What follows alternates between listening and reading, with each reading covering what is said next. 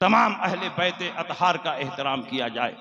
और इमाम शहाबुद्दीन खफ्फाजी रहमतुल्लाह अलैह ने बहुत पहले फरमाया, वमन यकुन यतअनु फी मुआवियता फजा का कल्बु मिन किलाबिल हाविया। जो अमीर माविया की शान में तौहीन करे तो समझ जाओ ये जहन्नम के कुत्तों में से एक कुत्ता। इसलिए हम कुत्तों से बहस नहीं करते। दलाइल की दुनिया में तुम बहस करना चाहो तो हम हर वक्त तुमसे बहस के लिए तैयार।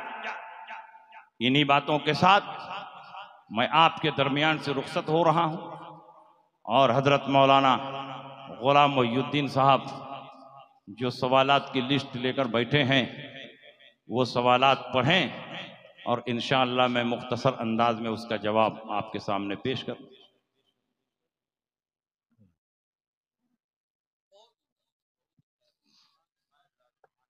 हेलो बरदरान मिल्लत इस्लामिया, अस्सलामु अलैकुम वरहमतुल्लाहि ताला वबरकातुहू। हज़रात मोहतरम, बेहतरीन तकरीर हज़रत की ज़ुबानी आपने समाअत कर ली।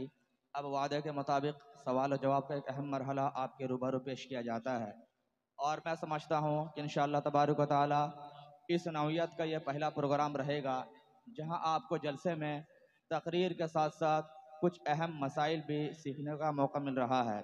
आप हमातन गोश होकर बैठें और बगौर सवालात को सुनें और जवाबात को समझने की कोशिश करें और अपने इल्म में इजाफा भी करें।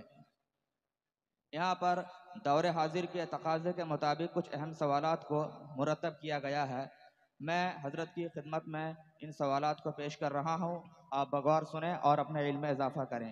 पहला सवाल हज़रत की खिदमत में ये पेश है कि आज देखा जाता है कि कुछ लोग नमाज में हाथ नाफ के नीचे बांधते हैं और कुछ लोग नाफ के ऊपर बांधते हैं, तो सही मसला क्या है कि नमाज की हालत में हाथ कहाँ बांधा जाए? हज़रत इसको वाज़े फरमा दें। इमाम तिरमिज़ी रहमतुल्लाह अलैह ने 3 मसलक बयान किया और 3 तरह की हदीसें नकल की। फरमाया कि पहला मसलक अबू हनीफा और उनके मानने वालों का है और वो है कि नाफ के नीचे हाथ बांधा जाए। दूसरा मसलक इमाम शाफई और उनके मानने वालों का है और वो है कि नाफ के ऊपर बांधा जाए। और तीसरा मसलक इमाम मालिक और उनके मानने वालों का है इरसाल, यानी हाथ कहीं ना बांधा जाए, हाथ छोड़कर नमाज पढ़ी जाए। तो तीनों तरह की रिवायतें मौजूद हैं, तीनों तरह की हदीसें मौजूद हैं, लेकिन हदीसों में जब टकराव हो तो ये तलाश करना चाहिए कि इसमें रसूलुल्लाह की सुन्नत क्या है। हदीस तो तीनों है लेकिन सुन्नत क्या है, तो उसको हजरत अली ने बयान किया। हजरत अली ने बयान फरमाया, अबू दाऊद इब्नुल आराबी वाले नुस्खे में यह हदीस मौजूद है, फ़इन्न मिन सुन्नत वज़अल यमीन अलल यसार तहत सुर्रा। ये बात सुन्नत से है कि दाहिने हाथ को बाएं हाथ पर रखकर नाफ के नीचे बांधा जाए। ये हजरत अली फरमा रहे सुन्नत से है। और नुखबा उसूल हदीस की मशहूर किताब है, उसमें लिखा है कि जब सहाबी रसूल मुतलक ये फरमाए कि ये बात सुन्नत से है तो उससे रसूलुल्लाह की सुन्नत मुराद होती है, किसी और की सुन्नत मुराद नहीं होती, और वो हदीस मरफू के दर्जे में होता है। तो अब मतलब हुआ रसूलुल्लाह की सुन्नत ये है कि दाहिने हाथ को बाएं हाथ पर रखकर नाफ के नीचे बांधा जाए। तो हदीस तो फौकस सुर्रा, नाफ के ऊपर वाली भी है और इरसाल वाली भी है, लेकिन सुन्नत ये है कि नाफ के नीचे हाथ बांधा जाए। और चूंकि हम लोग अहले सुन्नत इसीलिए कहे जाते हैं कि जब टकराव होता है तो उसमें हम तलाश कर लेते हैं कि रसूलुल्लाह की सुन्नत क्या है। तो नबी की सुन्नत यह है कि दाहिने हाथ को बाएं हाथ पर रखकर नाफ के नीचे बांधा जाए। और नबी की सुन्नत पर अमल करोगे तो हदीस पर अमल हो जाएगा, लेकिन सिर्फ हदीस पर अमल करोगे तो सुन्नत पर अमल नहीं होगा, क्योंकि हर हदीस सुन्नत नहीं है मगर हर सुन्नत रसूलुल्लाह की हदीस है। माशाअल्लाह, बहुत प्यारे अंदाज में हजरत ने इस मसले को वाज़े फरमा दिया। अगला सवाल हजरत की खिदमत में पेश है कि हजरत आज कुछ लोग शॉर्ट टाइम में पैसा बढ़ाने के लिए शेयर मार्केट में और म्यूचुअल फंड में पैसा इन्वेस्ट करना चाहते हैं और करते भी हैं, और लोग इसका मसला जानना भी चाहते हैं कि शेयर मार्केट में पैसा इन्वेस्ट करना या म्यूचुअल फंड में पैसा इन्वेस्ट करना यह दुरुस्त है या नहीं। म्यूचुअल फंड हो या शेयर बाजार हो, ये दोनों सूद और क़िमार पर मुश्तमिल है। और उसकी कोई पॉलिसी ऐसी नहीं है जो सूद की आलाइश से महफूज हो। इसलिए म्यूचुअल फंड में पैसा लगाना या शेयर मार्केट में पैसा लगाना ये नाजायज़ व हराम है। और अगर कोई मुसलमान पैसा लगा दिया है तो जिस कदर जल्दी हो अपना पैसा वहाँ से निकालें। अगला सवाल हज़रत की खिदमत में पेश है। सहाबी रसूल हज़रत अमीर मुआविया रदी अल्लाह ताला अन्हु को जो लोग बुरा भला कहते हैं उनके साथ मेल जुल रखना कैसा है? हज़रत अमीर मुआविया रज़ी अल्लाह ताला अन्हु के फ़ज़ाइल अभी आपने सुने। हज़रत अमीर मुआविया सहाबी रसूल भी हैं, कातिब वही भी हैं, हुज़ूर सल्लल्लाहु अलैहि वसल्लम के साले भी हैं और हुज़ूर सल्लल्लाहु अलैहि वसल्लम के मोतमद और अमीन भी हैं। क्योंकि एक मरतबा मशवरा हो रहा था सहाबा के बीच में, कोई सहाबी ये राय दे रहा है, कोई ये राय दे रहा है। रसूल पाक ने फरमाया कि मुआविया को बुलाओ फ़इन्नहु क़विय्युन औ अमीनुन, इसलिए कि वो कवि भी हैं और अमीन भी हैं।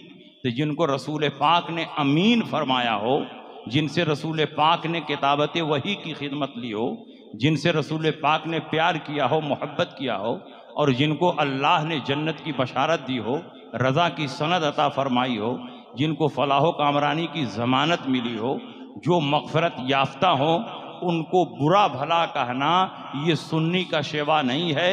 जो आदमी किसी भी सहाबी रसूल को बुरा भला कहता है वो अहले सुन्नत से खारिज है और उससे किसी किस्म का मेल जोल ये नाजायज़ व हराम। सुभान अल्लाह, सुभान अल्लाह। इसके बाद अगला सवाल यह है कि हज़रत आज मौजूदा दौर में हमारे नौजवान जो कम पढ़े लिखे होते हैं थोड़ी सी बीवी के साथ थोड़ी थोड़ी बात पर तलाक दे दिया करते हैं।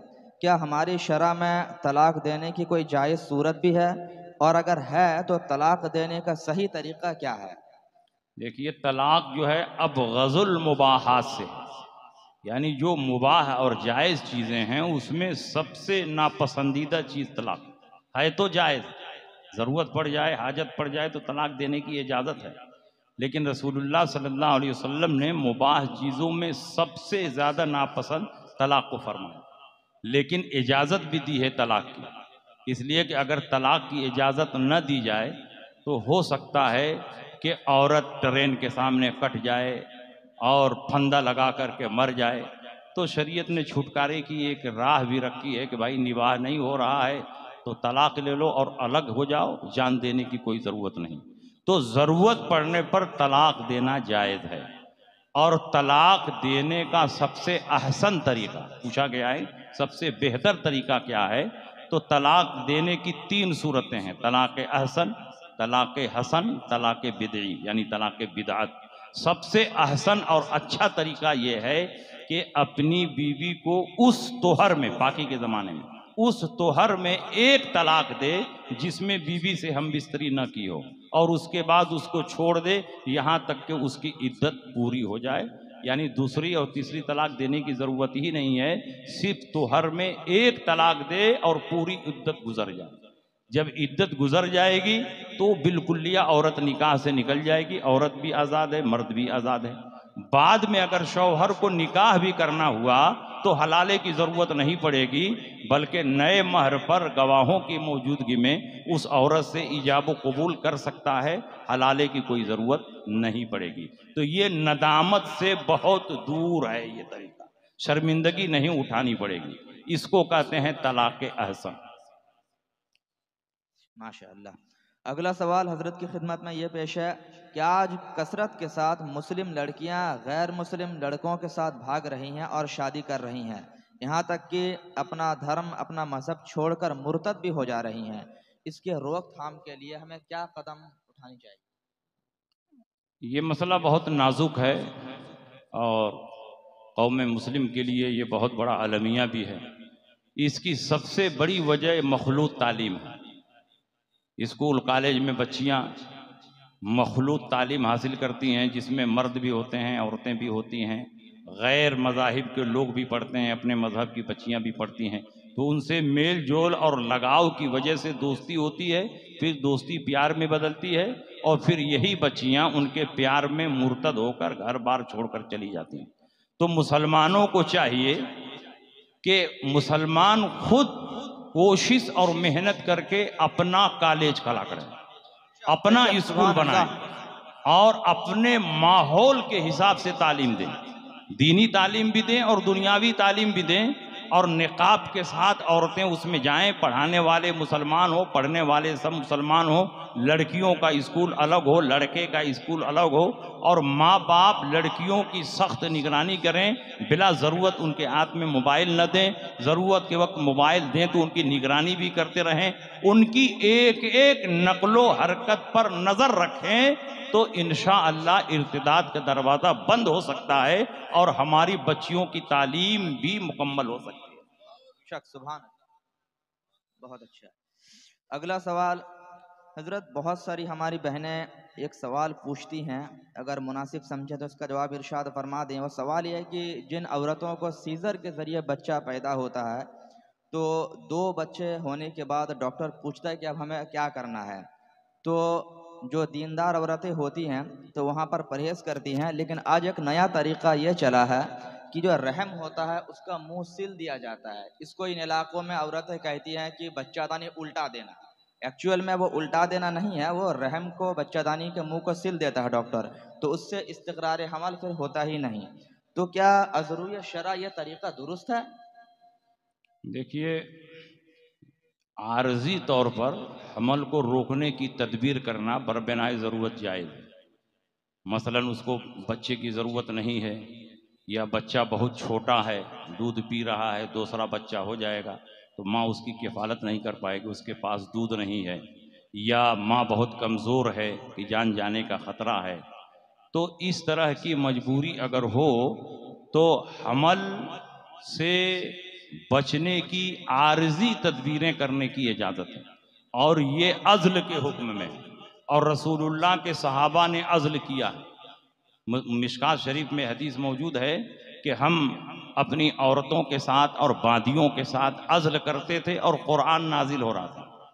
नहनो नाज़िलो वल कुरानो यंज़िल, हम अज़्ल करते और कुरान नाजिल हो रहा था। सहाबा ये बताना चाहते हैं कि अगर अज़्ल करना नाजायज़ होता तो कुरान नाजिल हो रहा था, कोई ना कोई आयत उतर जाती नाजायज़ होने की, लेकिन अज़्ल हम कर रहे थे और कुरान उतर रहा था, लेकिन अदम जवाज़ की, नाजायज़ की कोई आयत नहीं उतरी, और रसूल पाक को इत्तला भी थी मगर रसूल पाक ने मना नहीं फरमाया। अज़्ल बोलते हैं अपनी औरत के साथ हम बिस्तरी करें, लेकिन जब इंजाल का वक्त आए तो अपना ज़कर बाहर निकाल ले और इंजाल बाहर करे, औरत के रहम में इंजाल ना हो, तो इस तरह से बच्चा इस्तिक़रार नहीं पाएगा, औरत हामिला नहीं होगी। तो ये आर्जी तदबीर है, सहाबा ये तदबीर करते थे। इसी आर्जी तदबीर के हुक्म में है आर्जी तौर पर हमल से बचने की दवाएं खाना, और कापर टी लगाना, जो एक गिलाफ लगा दिया जाता है बच्चेदानी के मुंह पे, ताकि मादे मनविया अंदर दाखिल ना होने पाए, और फिर जब बच्चे की ज़रूरत रहती है तो उस कापर टी को निकाल लिया जाता है। तो ये आर्जी तदबीर करना बवक्ते ज़रूरत जायज़ है, और ज़रूरत की सूरतें वही है कि बच्चा एक छोटा है, दूसरा भी पैदा हो जाएगा, माँ संभाल नहीं पाएगी, या माँ बहुत कमज़ोर है, दूध भी नहीं पैदा हो रहा है, तो दूसरा बच्चा हो जाएगा तो दूध कहाँ से पिलाएगी। इस तरह की मजबूरी हो तो आर्जी तौर पर हमल को रोकने की तदबीर करना जायज़ है, और बच्चेदानी के मुंह को आर्जी तौर पर बांध देना, और फिर आगे चलकर जब हम चाहेंगे तो खोल भी लेंगे, तो ये आर्जी ही है। लिहाजा ये जायज़ है बवक्ते ज़रूरत, लेकिन नसबंदी करना ये जायज़ नहीं, क्योंकि नसबंदी में मुस्तकिल तौर पर नस काट दी जाती है और आगे चलकर भी बच्चा पैदा नहीं होता है, तो नसबंदी हराम रहेगा, और आर्जी तौर पर हमल को रोकने की तदबीर ये जायज़ रहेगी। वाह वाह, सुभान अल्लाह, सुभान अल्लाह। मैं समझता हूँ बिल्कुल वाज़ेह तौर पर सारे लोग इस मसले को समझ गए होंगे। और आपको बता दूं, मैंने कुछ MBBS डॉक्टर्स और कुछ प्रोफेसर से इस ताल्लुक़ से गुफ्तगू भी की, तो उन्होंने मुझे यही बात बताई कि अगर 5-6 साल के अंदर अंदर उस बंदिश को खोल लिया जाए तो दोबारा इस्तिक़रार हमल होने का 100% चांस होता है, लेकिन अगर गैपिंग बहुत लंबा हो जाए तो उस सूरत में इस्तिक़रार होने के चांसेस कम हो जाते हैं। तो इसी बिना पर शरीयत मुतहरा ने आर्जी तौर पर उसको बधवाने की इजाज़त दे रखी है। बहरहाल अगला सवाल हज़रत की खिदमत में पेश है कि हज़रत, आजकल हमारी बहनें चोरी के डर से सफ़र के मौके पर या ऐसे घर पर भी ये आर्टिफिशियल ज्वेलरी, रोल्ड गोल्ड के जेवरात कसरत से इस्तेमाल करती हैं, तो ऐसे जेवरात को पहनना और उनको पहनकर नमाज पढ़ना, इसका शरअ में क्या हुक्म है? आर्टिफिशियल जेवर जो होता है वो धात से बनता